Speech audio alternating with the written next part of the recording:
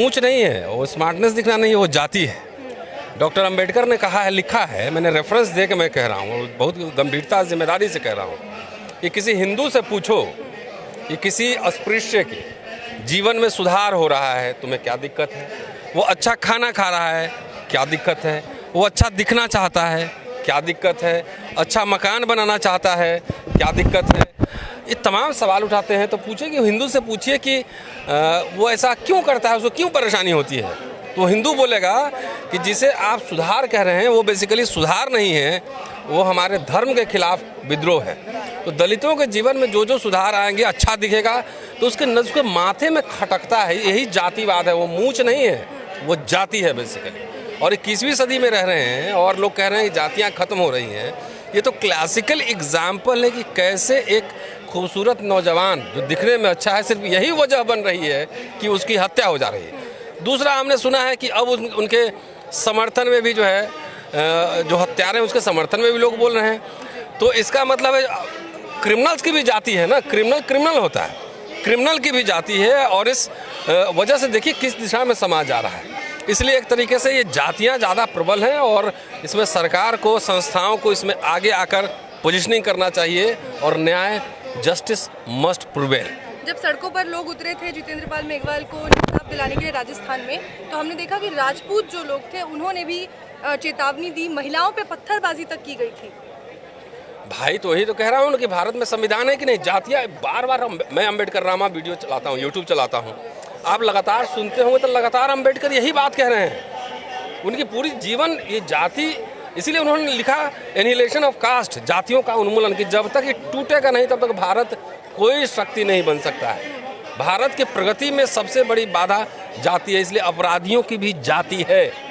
और अब तो 21वीं सदी में पढ़े लिखे लोग, सोचिए, ये पूरी दुनिया में अगर जाते हैं, कोई भी मुख्यमंत्री प्रधानमंत्री जाएगा तो क्या बोलेगा कि यहाँ क्रिमिनल की भी जाति है, कि कोई क्राइम मर्डर करता है तो उसके जाति वाले लोग उसको बचाने आते हैं। वैसे कोई नई बात नहीं है, हिंदू धर्म के मूल में यही भावना है, स्ट्रक्चर इसलिए स्ट्रक्चर्ड है। वो राज पुरोहित समुदाय है शायद, जहाँ तक मैं जानता हूँ।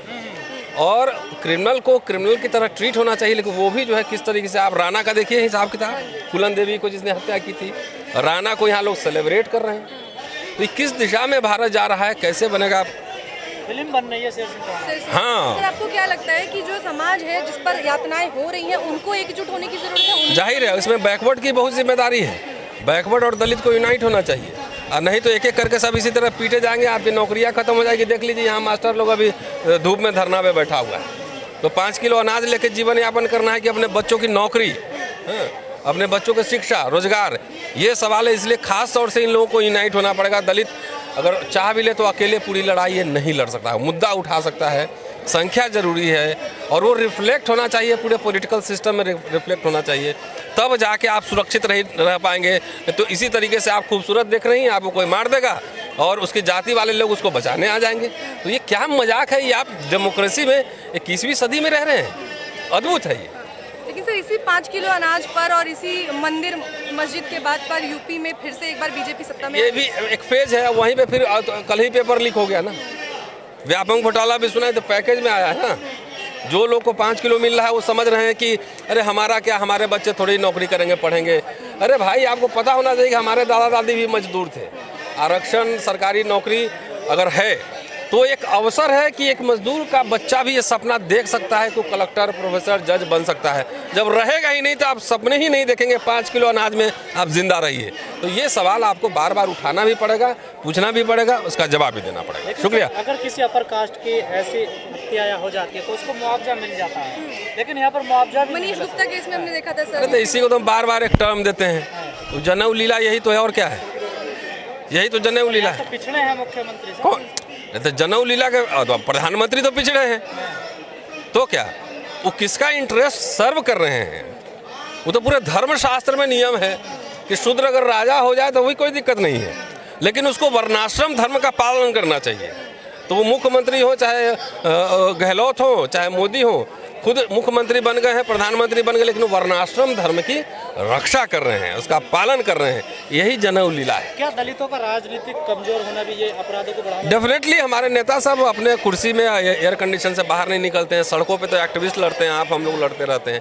तो नेता जब जो लोग नेता आराम तलबी में, विलासता में जो फंस जाएगा, वो कहाँ से समाज की लड़ाई लड़ पाएगा। समाज को फिर से जो है अपनी ताकत बनानी पड़ेगी, नए नेता उसको पैदा करना होगा। शुक्रिया, थैंक यू।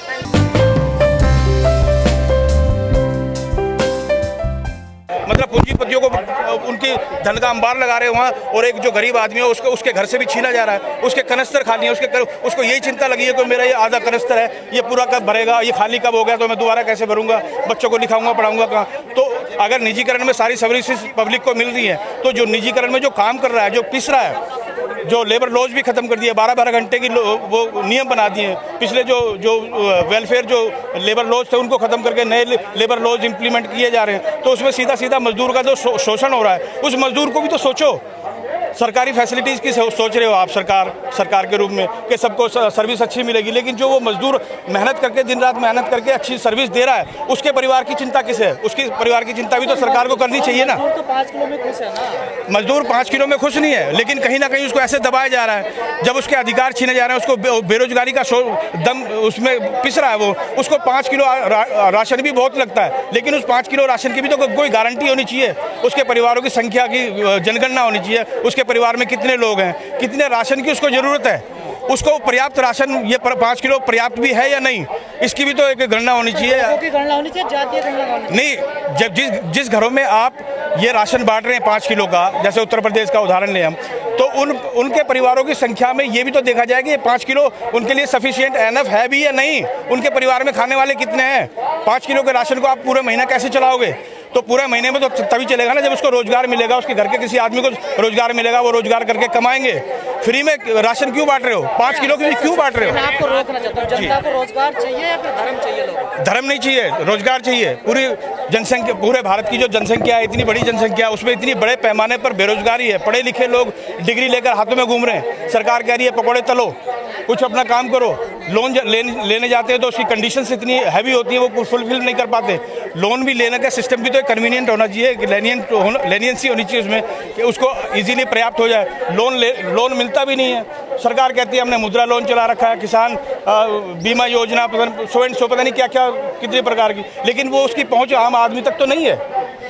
आम आदमी तक लोन की भी पहुंच हो ताकि वो उस पैसे से कुछ अपना रोजगार चला सके, अन्यथा ये सब कुछ बेकार है, ये सब कुछ जुमलेबाजी है। मीडिया हाईलाइट करता है उनकी नीतियों को।